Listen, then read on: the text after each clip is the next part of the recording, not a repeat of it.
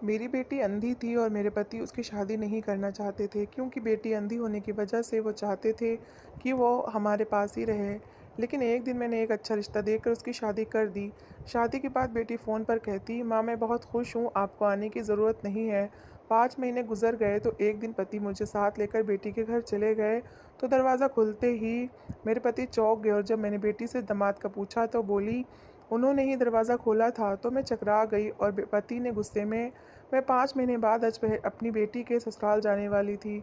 आज से पहले जब भी उससे बात हुई थी तो फ़ोन पर ही बात हुई थी। मैं रोज़ाना अपनी बेटी से फ़ोन पर ज़रूर बात किया करती और वो मुझे खुश दिखाई देती थी। उसकी खुशी से भरी आवाज़ सुनकर मेरा दिल खुश हो जाता और मैं अपने पति से कहती कि देखो, तुम कहते थे कि अपनी बेटी की शादी नहीं करवाऊँगा, उसे हमेशा अपने पास रखूँगा क्योंकि वो अंधी है, मगर अब देखो तो वो कितनी खुश है अपने पति के साथ। उसकी ज़िंदगी तो खुशियों से भर चुकी है। अब बस यही मैं प्रार्थना करती हूँ कि मेरा भगवान मेरी बच्ची को हमेशा खुश रखे। मेरे पति भी गहरी सांस लेकर रह जाते। कहते कि सुशीला, मैं तो समझ रहा था कि हमारी बच्ची अंधी है, कुछ देख नहीं सकती, भला शादी के बाद ससुराल के कामकाज में कैसे हाथ बटा पाएगी। मुझे कहाँ पता था कि इतने अच्छे ससुराल वाले मिल सकते हैं जो मेरी बेटी का इतना ज़्यादा ख्याल रखेंगे और उसे इतनी मोहब्बत देंगे। लोगों के बड़े बड़े महलों में रहने वाली बच्चियाँ इतनी खुश नहीं हैं जितनी हमारी बच्ची आंखों की रोशनी ना होने के बावजूद इतनी खुश है। बेटी दूसरे शहर में रहती थी और यहाँ से वो जगह 4 घंटे की दूरी पर थी, इसलिए जेब अनुमति नहीं देती कि कभी बेटी के घर से हो आए। एक दिन मैंने सपने में देखा कि मेरी बच्ची परेशान बैठी है, रो रही है और उसका पति भी उससे लड़ झगड़ रहा है। मेरी अंधी बच्ची रो रो कर परेशान हो रही है और बार बार अपने माँ बाप को आवाज़ें दे रही है। ये दृश्य मैंने देखा तो मुझसे रहा न गया। फौरन उठकर अपने पति से कहने लगी कि मुझे कल ही मेरी बेटी के पास लेकर जाओ। ना जाने क्यों मुझे ये इतना भयानक सपना आया। मैंने अगले ही दिन अपने पति को साथ लिया और अपनी बच्ची के यहाँ जाने लगी। हम बेटी के घर के बाहर पहुंचे तो दरवाज़ा एक अधेड़ उम्र इंसान ने खोला था, जो कि मेरी बेटी विधि का ससुर था। जैसे ही उसने दरवाज़ा खोला तो हमारे चेहरे पर मुस्कुराहट थी, मगर ना जाने क्यों हमें वहाँ खड़े देखकर उसके चेहरे पर अजीब सी परेशानी आई थी, जैसे उनको हमारा यहाँ आना बिल्कुल भी पसंद ना आया हो। मैंने एक नज़र विधि के ससुर को देखा, जिसके चेहरे की हवाइयाँ उड़ चुकी थीं। हमारे दिल में खतरे की घंटियाँ बजने लगीं। हम अपनी बेटी से मिलने के लिए घर के अंदर दाखिल हो गए। जैसे ही घर में दाखिल हुए तो हमारी बेटी अपने कमरे में बैठी थी, जिसके पास कई तरह के फल काट कर रखे हुए थे और वो बिल्कुल महारानियों की तरह एसी वाले कमरे में बैठी हुई फल खा रही थी। हमारे कदमों की आहट तो वो बचपन से ही पहचान लेती थी। जैसे ही माँ बाप के कदमों की आहट उसके कानों तक पहुँचती, वो फौरन उठ उठ बैठी। आसपास चेहरा फेर कर कहने लगी, माँ पापा क्या आप दोनों आए हैं। इतना कहकर वो आगे बढ़ी और हम दोनों ने अपनी बच्ची को अपने सीने से लगा लिया। उससे लिपट कर रोने लगे और उसे चूमने लगे। हमने जैसा सोचा था वैसा कुछ भी नहीं था। तभी बेटी का ससुर भी वहीं कमरे में चला आया और कहने लगा कि आप लोग बैठे, मैं आपके लिए ठंडा पानी मंगवाता हूँ। हम अभी बेटी के पास बैठे ही थे कि विधि से कहा कि बेटा, तुम्हारा पति कहाँ है, वो कहीं दिखाई नहीं दे रहा। ये सुनकर मेरी बेटी फौरन हैरत से मेरी तरफ देखने लगी और कहने लगी, माँ ये क्या कह रही हो, मेरा पति तो ये सामने खड़ा है। बेटी के हाथ के इशारे की तरफ जब देखा तो मेरी रूह कांप गई, क्योंकि सामने तो माँ प्यास लगी है, हलक सूख रहा है। मैं गहरी नींद में थी जब बेटी की आवाज़ से मैं उठ बैठी। एक नज़र बेटी की तरफ देखा जो सामने पलंग पर बैठी हवा में हाथ लहराती हुई मेरे पलंग को ढूंढ रही थी। बेटी को देखकर मैंने एक गहरी सांस ली और उठकर पानी का गिलास भरकर बेटी को अपने हाथों से पिलाने लगी। मुझे हर बार अपनी बेटी की हालत पर बहुत डर सताता था। अगर कोई इस चाँद से चेहरे को देखता तो उसे गुरूर होता। जो एक बार मेरी बेटी को देख लेता वह दूसरी बार ज़रूर उसे नज़र उठाकर देखा करता था। आखिर मेरी बेटी थी ही इतनी सुंदर, मगर जब किसी को पता चलता कि मेरी बेटी अंधी है तो वो कानों को हाथ लगाकर रह जाता था। कहने लगते कि यकीनन ये माँ-बाप के किसी बड़े पाप की सज़ा होगी जो इतनी सुंदर बच्ची पैदा हुई और वो भी अंधी थी, वरना दुनिया में इतने हसीन लोग बहुत कम ही देखे जाते हैं। जब मैं अपनी बच्ची को यूँ चुपचाप एक जगह बैठे हुए देखती तो मेरा दिल टूट-सा जाता। मेरी तो तमन्ना थी कि मेरी बेटी ये रंग-बिरंगी दुनिया देख सकती, अपने माँ-बाप को पहचान सकती, मगर उसने तो सिर्फ़ अपने हाथों से ही हमारे चेहरे के नए नक्श पहचान रखे थे। वो चीज़ों को सूंघ कर और महसूस करके अपने दिल के ज़रिए महसूस करते हुए थोड़ा बहुत चल फिर सकती थी और हमारी आहटों से हमें पहचान सकती थी। मैंने बेटी को पानी पिलाया, एक गहरी नज़र बेसुध सोते हुए अपने पति पर डाली, जो दिन भर का थका हारा अब अपने बिस्तर पर लेटा था। विधि हमें हमारी जान से भी ज़्यादा प्यारी थी। दुनिया वाले इसके बारे में जो भी सोचते हैं, मगर हमारी तो जान हमारी इस बेटी में बसा करती थी। बेटी जवान हुई तो मेरे दिल में अजीब से ख़्याल आने लगे। मैं अपनी इस अंधी बेटी में भी गुण तलाश करने लगी। जब भी गाँव में किसी लड़की की शादी की खबर सुनती तो मेरा भी दिल यही करता कि मैं भी अपनी बेटी की शादी करूँ। ये सिर्फ़ देख नहीं सकती मगर घर को बहुत अच्छे से सँभाल लिया करती थी। मैं इन्हीं सोचों में गुम बैठी थी जब एक दिन मेरा पति घर वापस आया। वो काम से थका हारा वापस आया था। बाप के कदमों की आहट आहट सुनते ही मेरी बेटी फौरन उठी और दीवारों का सहारा लेते हुए किचन में चली गई। वहीं अपनी जगह पर वाटर कूलर पड़ा था। बेटी ने पानी भरा और गिलास लिए बाप के पास आ गई। कहने लगी, पापा लीजिए पानी पीजिए, बहुत थक गए होंगे। ऐसा कहकर वो बाप के पास घुटनों के बल बैठ गई और फिर उनकी टांगें दबाते हुए पैरों से जूते उतारने लगी कि पापा आप यहीं लेट जाओ, मैं आपकी टांगें दबा देती हूँ। रामेश्वर ने जब बेटी की बात सुनी तो वो हमेशा की तरह मुस्कुराकर उसके सिर चूम लिया और आशीर्वाद देते हुए कहने लगे, नहीं मेरी बच्ची, तुम यहाँ मेरे पास बैठो और बताओ आज माँ ने तुम्हें डांटा तो नहीं या तुमसे ज़्यादा काम तो नहीं करवाया? मैं भी तुम्हारी माँ की खबर लेता हूँ। तो विधि मुस्कुराकर कह दी थी कि नहीं नहीं, माँ तो मेरा बहुत ख्याल रखती हैं, मुझसे कोई काम नहीं करवाती। अगर उन्होंने मुझे तंग किया तो मैं ज़रूर आपको बताऊंगी। उस दिन जब मैंने विधि को कमरे में भेजा तो अपने पति से कहने लगी कि हमारी विधि अब जवान हो चुकी है, क्यों ना हम इसकी शादी करवा दें। मेरी ये बात सुनी तो मेरा पति हैरत से मुझे देखने लगा। ऐसा लगता था जैसे मैंने कोई बहुत अजीब सी बात कह दी हो, जिसका किसी ने सोचा भी ना हो। कहने लगा कि पगली, तेरा दिमाग सेट तो है, तू आखिर कहना क्या चाहती है? विधि के बारे में तुझे पता तो है, इसकी आंखों की रोशनी नहीं है। इस हालात में हम अपनी बच्ची की शादी कैसे करवा सकते हैं? मैं कुछ बोलना चाहती थी कि कहना चाहती थी मगर मेरे पति ने मुझे चुप करवा दिया और कहने लगा कि मुझे इस चीज़ को लेकर कोई भी बात नहीं करनी। ये मेरी बच्ची के फ्यूचर का सवाल है। यहाँ तो वो अपने माँ बाप के घर में रहती है, इसे हर तरह से आज़ादी है। हमें पता है कि अपनी बेटी को कैसे हैंडल करना है। जबकि वहीं अगर ये ब्याह कर अपने घर चली जाएगी तो फिर क्या होगा? तुम जानती तो हो, पति के कामकाज, उसकी जिम्मेदारियाँ, फिर सास ससुर और नंद भावज के रिश्ते, ये सब वो कैसे निभाएगी? इस घर की तो वो हर एक चीज़ के और चप्पे-चप्पे हमारी बच्ची को पता है। मेरा पति ऐसी बातें करके मुझे चुप करवा चुका था, जबकि मैं यही सोचकर परेशान हो रही थी कि आखिर मेरी बच्ची आगे की ज़िंदगी कैसे गुज़ारेगी। मैं बहुत दूर का सोचा करती थी, दिमाग में कई तरह के ख़्याल आने लगे थे। रात को अगर कच्ची नींद से आँख खुल जाती तो मैं यही सोचती रहती कि जब इस दुनिया में मैं भी नहीं रही और मेरा पति भी ना रहा तो फिर मेरी बेटी कहाँ जाएगी? इसकी ज़िम्मेदारी कौन उठाएगा? ये सोच-सोच कर मेरी आँखों से आँसू निकल आते थे। ये गाँव वाले और रिश्तेदार तो मेरी बेटी का वैसे ही मज़ाक उड़ाया करते थे, क्योंकि वो अंधी थी। 1-2 औरतों ने तो ये कह दिया कि क्या था जो ऐसी औलाद पैदा होने से पहले ही मर चुकी होती। जैसे-जैसे बड़ी होगी तो 100 तरह के मसले होंगे। आखिर कौन है जो उसको पालेगा? जब ये सोच आती तो मैं यही प्रार्थना करती कि ए भगवान, कोई अच्छा सा रिश्ता आ जाए जो मेरी बेटी को अपने घर ले जाए। मेरी बेटी देखने में बहुत सुंदर थी, उसका व्यवहार भी बहुत अच्छा था। अगर घर का अंदाज़ा इसे हो जाता तो ये हर काम बड़े ही अच्छे तरीके से कर लिया करती थी। एक दिन रिश्ते लगाने वाली हमारे घर आई और कहने लगी कि फला इंसान ने मुझे तुम्हारे घर के बारे में बताया है कि तुम्हारे घर में जवान बेटी है, तो क्या मैं तुम्हारी बेटी का रिश्ता उनसे करवा दूँ? मैं जो बैठी आंगन में चावल चुन रही थी, अचानक से रिश्ते वाली की बात सुनकर हैरत में पड़ गई। कहने लगी कि आपका दिमाग सेट तो है, क्या आपको पता नहीं मेरी बेटी अंधी है? उसे कुछ भी दिखाई नहीं देता, हम उसकी शादी नहीं करवाना चाहते। तो वो रिश्ते वाली कहने लगी कि ये सब कुछ मैं जानती हूँ और मैंने उनको भी बताया है, मगर वो कहते हैं कि हमें इससे कोई मसला नहीं है। वो खाते-पीते घर का लड़का है और इकलौता भी है, तुम्हारी बेटी को खुश रखेगा। मैंने जब उस लड़के वालों की तारीफ़ें सुनी तो खुश हो गई और दिल में एक बार फिर ये उम्मीद जागने लगी कि मैं अपनी बच्ची की शादी इसी घर में करवा दूँ। उन्हें मेरी बेटी के अंधेपन से कोई मसला नहीं था। वो अमीर लोग थे, घर में नौकर-चाकर थे। काम-काज के लिए तो उनके पास नौकरानी ही बहुत थी। वो बस मेरी बेटी के व्यवहार और अच्छे आचरण की वजह से इसे अपनाना चाहते थे। मगर एक बात समझ नहीं आई थी कि उन लोगों को मेरी बेटी का पता कैसे चला था। खैर, जैसे ही रात हुई तो मैंने ये बात अपने पति से की। एक बार फिर पति के माथे पर बल आ गए थे। कहने लगा, तुम्हारा दिमाग ख़राब है। क्यों अपनी बच्ची की ज़िंदगी नर्क बनाना चाहती हो? मैं बिल्कुल उसकी शादी किसी से नहीं करना चाहूँगा। ये सुनकर तो मैं भी परेशान हो चुकी थी। पति को बहुत समझाया मगर वो ना माना। अगले ही दिन मेरे कहने पर लड़के वाले हमारे घर आ चुके थे। उस समय मेरा पति घर पर ही था। वो लोग बड़े ही अच्छे व्यवहार के थे।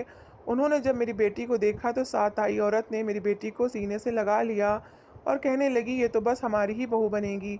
मेरा पति हड़बड़ा कर उनकी तरफ देखने लगा और कहने लगा कि मैं माफ़ी चाहता हूँ मगर हमारी बेटी अंधी है और हम नहीं चाहते कि उसकी शादी करें। शादी के बाद एक लड़की पर कई तरह की ज़िम्मेदारी आ जाती है और ये वो ज़िम्मेदारी नहीं निभा सकती। वो लोग कहने लगे कि ये सब कुछ आप हम पर छोड़ दें।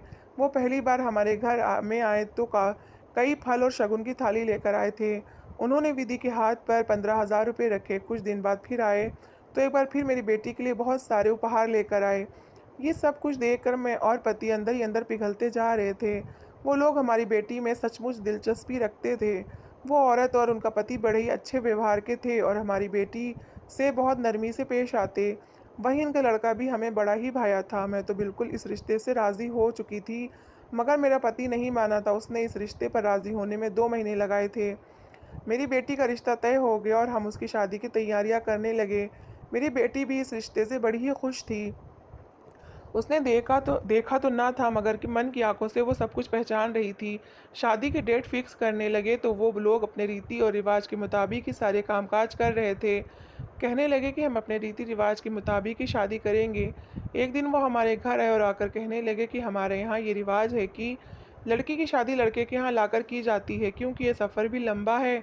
4 घंटे बाद ही हम यहाँ पहुँचेंगे, इसलिए हमारे यहाँ यही रीति रिवाज है कि जब दूर से रिश्ता किया जाए तो शादी लड़के के यहाँ जाकर ही की जाती है। ये सुनकर हम थोड़ा सोच में पड़ चुके थे कि आखिर ऐसा कैसे हो सकता है, मगर फिर हमें मानना ही पड़ा क्योंकि जल्द ही हमारे संबंध बहन भाइयों जैसे हो चुके थे। हमने ये तय किया कि वो लोग हमारी बेटी को अपने यहाँ ले जाएंगे और फिर अगले दिन हम पति पत्नी दहेज का कुछ सामान लेकर उनके घर पहुँचेंगे और वहाँ पर दोनों बच्चों की शादी कर देंगे।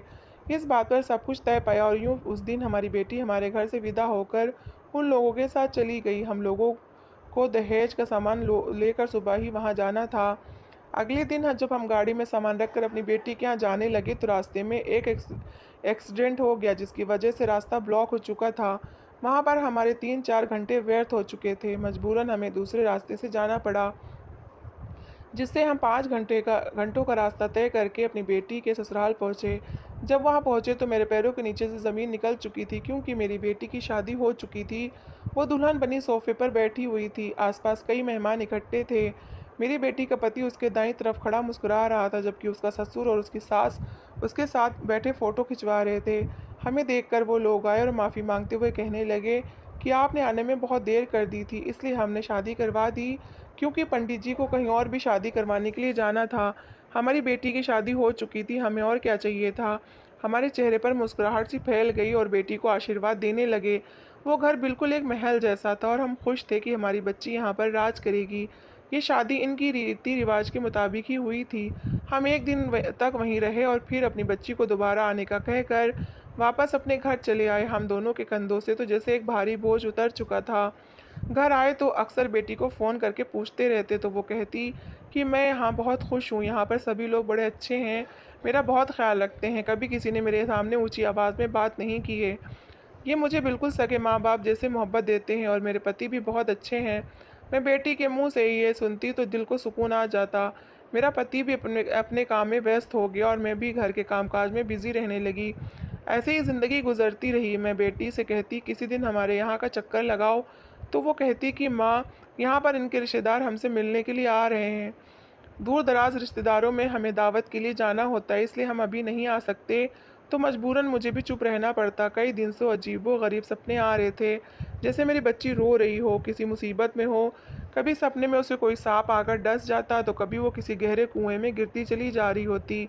मैं चाह कर भी अपनी बच्ची को ना बचा पाती। एक बार तो हद हो गई, मैं अपनी बच्ची को खुद अपने हाथों से कुएं में धकेल रही थी।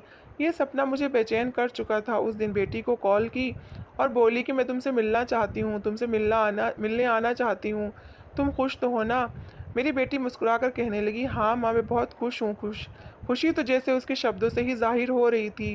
कहने लगी कि आपको यहाँ पर आने की ज़रूरत नहीं है, मैं बहुत खुश हूँ और खुद ही आपके यहाँ चक्कर लगाऊंगी, बस शरद जी को काम से छुट्टी मिल जाए। 4-5 महीने गुजर चुके थे, मगर ना मैं अपनी बेटी से मिलने के लिए गई थी और ना ही मेरी बेटी हमारे यहाँ आई थी। अब तो मुझे अपनी बच्ची की बहुत ज़्यादा याद आने लगी थी। जी चाहता कि उड़कर अपनी बच्ची के पास पहुँच जाऊँ, मगर ऐसा हो नहीं सकता था। एक दिन मैं यूं ही बैठी रोने लगी, क्योंकि बेटी की याद तो जैसे मेरे दिल को चीरने लगी थी। पति भी मेरे साथ ही उदास सा हो गया, कहने लगा कल ही अपनी बच्ची से मिलने के लिए हम दूसरे शहर जाएंगे। अगले ही दिन सुबह सुबह हम दोनों पति पत्नी बहुत से फल अपने साथ लिए हुए अपनी बेटी के यहाँ जाने लगे। 4 घंटे का सफ़र तय करने के बाद हम अपनी बेटी के घर के बाहर पहुंच चुके थे। दरवाजे पर दस्तक दी तो कुछ देर के बाद बेटी के ससुर ने दरवाज़ा खोला। हम तो समझ रहे थे कि हमें देखकर वो मुस्कुराएगा, मगर उसके चेहरे पर तो अजीब सी परेशानी आ गई थी। उसका रंग पल भर में फीका पड़ चुका था। वो डरे हुए चेहरे के साथ हमारी तरफ देखने लगा। हम घर के अंदर दाखिल हुए तो हमारी बेटी अपने कमरे में बैठी आराम कर रही थी। बेटी ने हमारे कदमों की आहट सुनी तो फौरन उठकर हमारे सीने से लग गई और खुशी के मारे रोने लगी। मैं भी अपनी बेटी को चूमने लगी और बोली कि बहुत याद आ रही थी। इस वक्त घर में सिवाय विधि के और उसके ससुर के अलावा और कोई भी नहीं था। हम वहाँ पर कुछ देर बैठे और बेटी से पूछने लगे, वो तो वाकई बड़ी खुश लग रही थी, ये देखकर तो मेरे दिल को सुकून मिल गया। बेटी का ससुर वहीं कमरे में बैठा था। हमें बैठे हुए काफ़ी देर हो गई तो मैं बेटी से कहने लगी कि तुम्हारा पति कहाँ है, अभी तक घर नहीं आया। तो बेटी कहने लगी कि क्या बात कर रही हैं माँ, मेरे पति तो यहीं सामने बैठे हैं जो आपसे बात कर रहे हैं। मेरे तो सर पर पहाड़ सा टूट गया। सामने तो बेटी का ससुर बैठा था।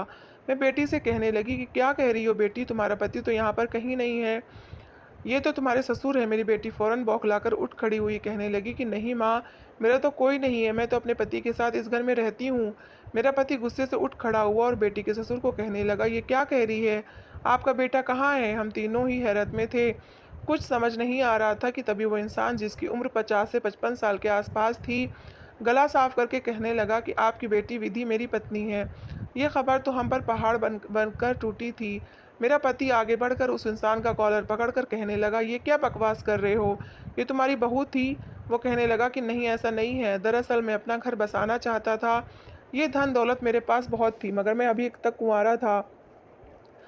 मैंने अपने सभी भाई बहन को ब्याह दिया था, वो दूसरे मुल्कों में जाकर बस गए। जब मैंने शादी करने का सोचा तो कोई भी मुझसे शादी करने को तैयार ना था, क्योंकि मेरी उम्र हो चुकी थी। इसलिए रिश्ते वाली से कहा कि जैसे भी करके मेरी शादी करवाओ। उसने मुझे आपकी बेटी के बारे में बताया तो मैं शादी के लिए तैयार हो गया और यूं विधि मुझे दिल ही दिल में भाने लगी थी।